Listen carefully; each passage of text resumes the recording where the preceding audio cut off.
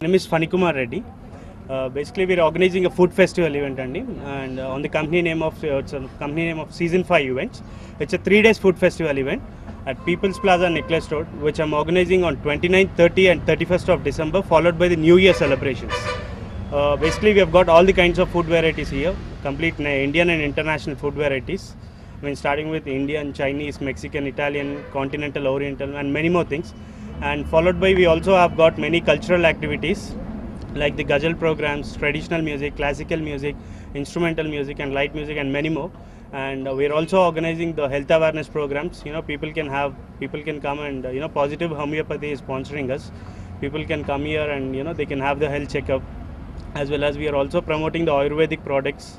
And moreover, Food Panda is also a company who has given us a great support, and companies like Tanisha Enterprises, South Park, and many more companies have given us Himani Darbar and Dimpy's Snack Point, and many other companies have given us a support for organizing this event. There is a 3 days event followed by the New Year celebrations. We'll have the programs till 1 o'clock in the evening, and followed by all the cultural activities and many other events.